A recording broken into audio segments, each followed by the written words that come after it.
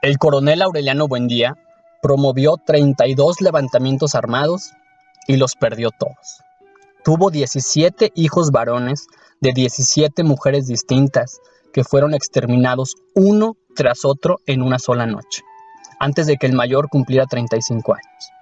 Escapó a 14 atentados, a 73 emboscadas y a un pelotón de fusilamiento.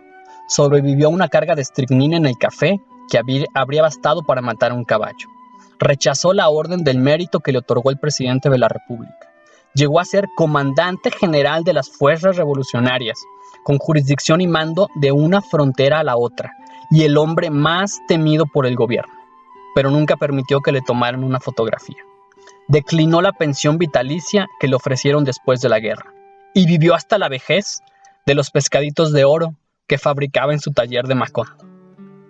Aunque peleó siempre al frente de sus hombres, la única herida que recibió se la produjo él mismo después de firmar la capitulación de Neerlandia, que puso término a casi 20 años de guerras civiles. Se disparó un tiro de pistola en el pecho y el proyectil le salió por la espalda sin lastimar ningún centro vital. Lo único que quedó de todo eso fue una calle con su nombre en Macondo. Sin embargo, según declaró pocos años antes de morir de viejo, ni siquiera eso.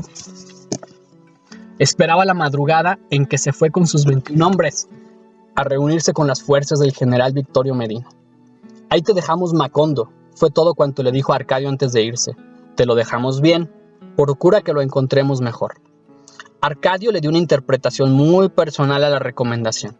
Se inventó un uniforme con galeones y charreteras de mariscal inspirado en las láminas de un libro de Melquíades, y se colgó al cinto el sable con las borlas doradas del capitán fusilado. Emplazó las 2 piezas de artillería a la entrada del pueblo, uniformó a sus antiguos alumnos, exarbados por las proclamas incendiarias, y los dejó vagar, armados por las calles para dar a los forasteros una impresión de invulnerabilidad. Fue un truco de doble filo, porque el gobierno no se atrevió a atacar la plaza durante 10 meses, pero cuando lo hizo, descargó contra ella una fuerza tan desproporcionada que liquidó la resistencia en media hora. Desde el primer día de su mandato, Arcadio reveló su afición por los bandos. Leyó hasta 4 diarios para ordenar y disponer cuanto le pasaba por la cabeza. Implantó el servicio militar obligatorio desde los 18 años. Declaró la utilidad pública de los animales que transitaban por las calles después de las 6 de la tarde. E impuso a los hombres mayores de edad la obligación de usar un brazal rojo. Recluyó al padre Nicanor en la casa cural, bajo amenaza de fusilamiento, y le prohibió decir misa y tocar las campanas como no fuera para celebrar las victorias liberales. Para que nadie pusiera en duda la severidad de sus propósitos, mandó que un pelotón de fusilamiento se entrenara en la plaza pública, disparando contra un espantapájaros. Al principio nadie lo tomó en serio. Eran, a fin de cuentas, los muchachos de la escuela jugando a gente mayor. Pero una noche, al entrar Arcadio en la tienda de Catarino, el trompetista de la banda lo saludó con un toque de fanfarria que provocó las risas de la clientela, y Arcadio lo hizo fusilar por irrespeto a la autoridad. A quienes protestaron los puso a pan y agua con los tobillos en un cepo que instaló en un cuarto de la escuela. «Eres un asesino», le gritaba Úrsula cada vez que se enteraba de alguna nueva arbitrariedad.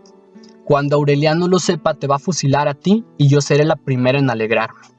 Pero todo fue inútil.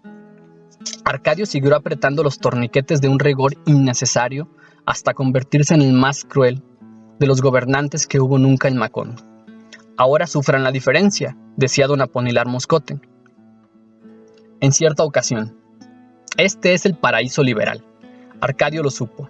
Al frente de una patrulla asaltó la casa, destrozó los muebles, vapuleó a las hijas y se llevó a rastros a don Apolinar Moscote. Cuando Úrsula irrumpió en el patio del cuartel, después de haber atravesado el pueblo, clamando de vergüenza y blandiendo de rabia un rebenque alquitranado, el propio Arcadio se disponía a dar la orden de fuego al pelotón de fusilamiento. «¡Atrévete, bastardo!», gritó Úrsula. Antes de que Arcadio tuviera tiempo de reaccionar, le descargó el primer vergajazo. «¡Atrévete, asesino!», gritaba, «y mátame a mí también, hijo de mala madre. Así no tendré ojos para llorar la vergüenza de haber criado un fenómeno». Azotándolo sin misericordia, lo persiguió hasta el fondo del patio, donde Arcadio se enrolló como un caracol. Don Apolinar Moscote estaba inconsciente. amarrado en el poste donde tenían antes el espantapájaros, despedazado por los tiros de entrenamiento. Los muchachos del pelotón se dispersaron, temerosos de que Úrsula terminara desahogándose con ellos, pero ni siquiera los miró. Dejó a Arcadio con el uniforme arrastrado, bramando de dolor y de rabia, y desató a don Apolinar Moscote para llevarlo a su casa. Antes de abandonar el cuartel, soltó a los presos del cepo. A partir de entonces, fue ella quien mandó en el pueblo. Restableció la misa dominical, suspendió el uso de los brazaletes rojos y descalificó los bandos atrabiliarios. Pero a despecho de su fortaleza, siguió llorando la desdicha de su destino. Se sintió tan sola que buscó la inútil compañía del marido olvidado bajo el castaño. «Miren lo que hemos quedado», le decía, mientras las lluvias de junio amenazaban con derribar el cobertizo de palma. «Mira la casa vacía, nuestros hijos desperdigados por el mundo y nosotros dos solos, otra vez como al principio». José Arcadio Buendía, hundido en un abismo de inconsciencia, era sordo a sus lamentos. Al comienzo de su locura, anunciaba con latinajos apremiantes sus urgencias cotidianas. En fugaces escampadas de lucidez, cuando Amaranta le llevaba la comida, él le comunicaba sus pesares más molestos y se prestaba con docilidad a sus ventosas y sinapismos. Pero en la época en que Úrsula fue a lamentarse a su lado, había perdido todo contacto con la realidad. Ella lo bañaba por partes sentado en el banquito mientras le daba noticias de la familia. Aureliano se ha ido a la guerra, hace ya más de 4 meses, y no hemos vuelto a saber de él, le decía restregándole la espalda con un estropajo enjabonado. José Arcadio volvió, echó un hombrazo más alto que tú, y todo bordado en punto de cruz, pero solo vino a traer la vergüenza a nuestra casa. Creyó observar, sin embargo, que su marido entristecía con las malas noticias. Entonces optó por mentirle. «No me creas lo que te digo», decía mientras echaba ceniza sobre sus excrementos para recogerlos con la pala. «Dios quiso que José Arcadio y Rebeca se casaran, y ahora son muy felices». Llegó a ser tan sincera en el engaño, que ella misma acabó consolándose con sus propias mentiras. «Arcadio ya es un hombre», decía. «Es muy valiente y muy buen mozo con su uniforme y con su sable». Era como hablarle a un muerto. Porque José Arcadio Buendía ya estaba fuera del alcance de toda preocupación. Pero ella insistió. Lo veía tan manso, tan indiferente a todo, que decidió soltarlo. Él ni siquiera se movió del banquito. Siguió expuesto al sol y a la lluvia, como si las sogas fueran innecesarias, porque un dominio superior a cualquier atadura visible lo mantenía amarrado al tronco del castaño. Hacia el mes de agosto, cuando el invierno empezaba a eternizarse, Úrsula pudo por fin darle una noticia que parecía verdad. «Fíjate que nos sigue atosigando la buena suerte», le dijo. «Amaranta y el italiano de la pianola se van a casar». Amaranta y Pietro Crespi, en efecto, habían profundizado en la amistad, amparados por la confianza de Úrsula, que esta vez no creyó necesario vigilar las visitas. Era un noviazgo crepuscular. El italiano llegaba al atardecer, con una gardenia en el ojal, y le traducía a Amaranta sonetos de Petrarca. Permanecían en el corredor, sofocado por el orégano y las rosas, él leyendo y ella tejiendo encaje de bolillo, indiferentes a los sobresaltos y a las malas noticias de la guerra, hasta que los mosquitos los obligaban a refugiarse en la sala. La sensibilidad de Amaranta, su discreta pero envolvente ternura, habían ido urdiendo en torno al novio una telaraña invisible que él tenía que apartar materialmente con sus dedos pálidos y sin anillos para abandonar la casa a las 8. Habían hecho un precioso álbum con las tarjetas postales que Pietro Crespi recibía de Italia. Eran imágenes de enamorados en parques solitarios, con viñetas de corazones flechados y cintas doradas sostenidas por palomas. «Yo conozco este parque en Florencia», decía Pietro Crespi, repasando las postales.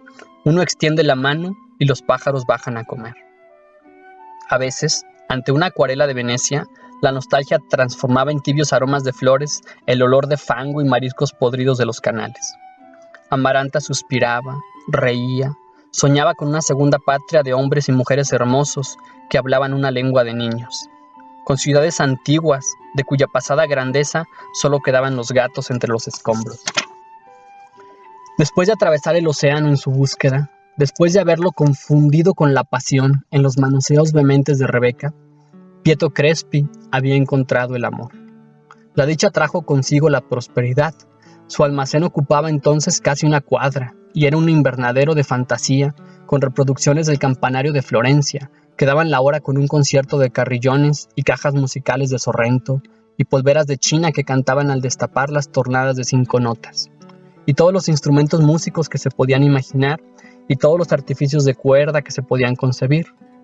Bruno Crespi, su hermano menor, estaba al frente del almacén, porque él no se daba abasto para atender la escuela de música. Gracias a él, la calle de los Turcos, con su deslumbrante exposición de chucherías, se transformó en un remanso melódico para olvidar las arbitrariedades de Arcadio y la pesadilla remota de la guerra. Cuando Úrsula dispuso la reanudación de la misa dominical, Pietro Crespi le regaló al templo un armonio alemán. Organizó un coro infantil y preparó un repertorio gregoriano que puso una nota espléndida en el ritual taciturno del padre Nicanor. Nadie ponía en duda que haría de Amaranta una esposa feliz. Sin apresurar los sentimientos, dejándose arrastrar por la fluidez natural del corazón, llegaron a un punto en que solo hacía falta fijar la fecha de la boda. No encontrarían obstáculos. Úrsula se acusaba íntimamente de haber torcido con aplazamientos reiterados el destino de Rebeca, y no estaba dispuesta a acumular remordimientos. El rigor de luto por la muerte de Remedios había sido relegado a un lugar secundario por la mortificación de la guerra. La ausencia de Aureliano, la brutalidad de Arcadio y la expulsión de José Arcadio y Rebeca ante la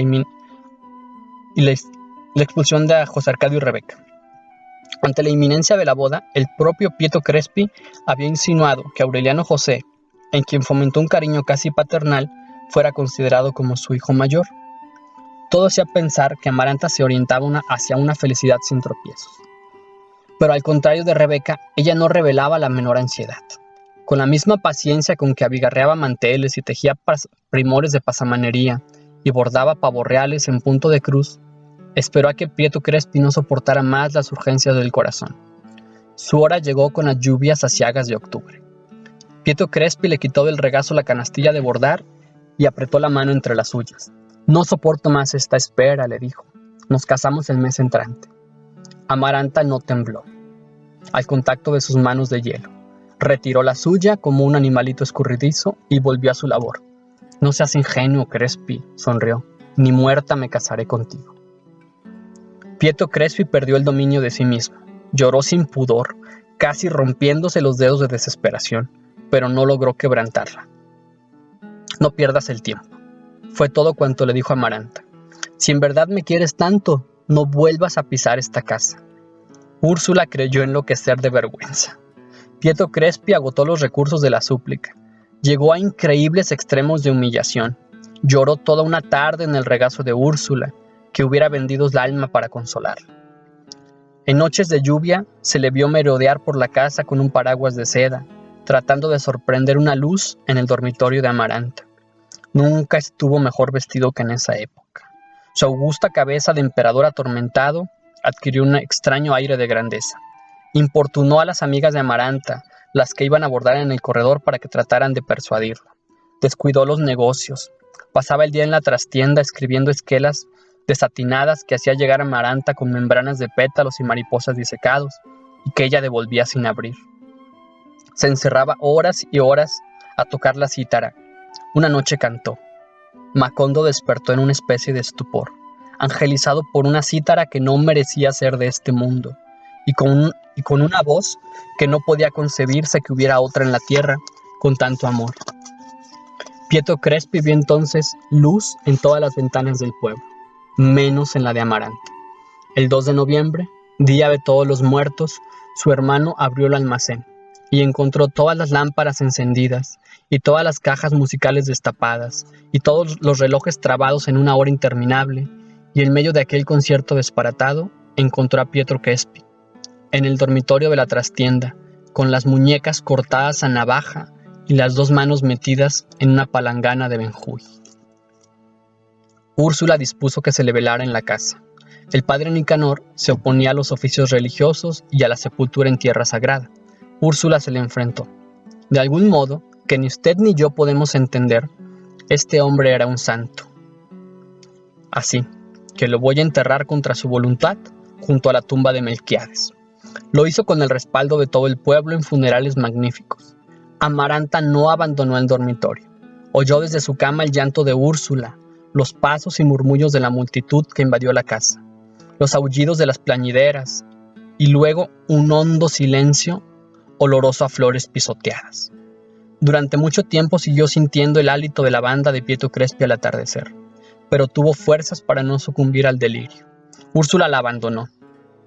Ni siquiera levantó los ojos para apiadarse de ella la noche en que Amaranta entró a la cocina y puso la mano en las brasas del fogón, hasta que le dolió tanto que no sintió más dolor, sino la pestilencia de su propia carne chamuscada. Fue una cura de burro para el remordimiento. Durante varios días anduvo por la casa con la mano metida en un tazón con claras de huevo, y cuando sanaron las quemaduras, pareció como si las claras de huevo hubieran cicatrizado también las úlceras de su corazón. La única huella externa que le dejó la tragedia fue la venda de gasa negra que se puso en la mano quemada y que había de llevar hasta la muerte. Arcadio dio una rara muestra de generosidad al proclamar mediante un bando el duelo oficial por la muerte de Pietro Crespi. Úrsula lo interpretó como el regreso del cordero extraviado, pero se equivocó. Había perdido a Arcadio, no desde que vistió el uniforme de militar, sino desde siempre. Creía haberlo criado como un hijo, como crió a Rebeca, sin privilegios ni discriminaciones. Sin embargo, Arcadio era un niño solitario y asustado durante la peste del insomnio. El miedo de la fiebre utilitaria de Úrsula, de los delirios de José Arcadio Buendía, del hermetismo de Aureliano y de la rivalidad mortal entre Amaranta y Rebeca.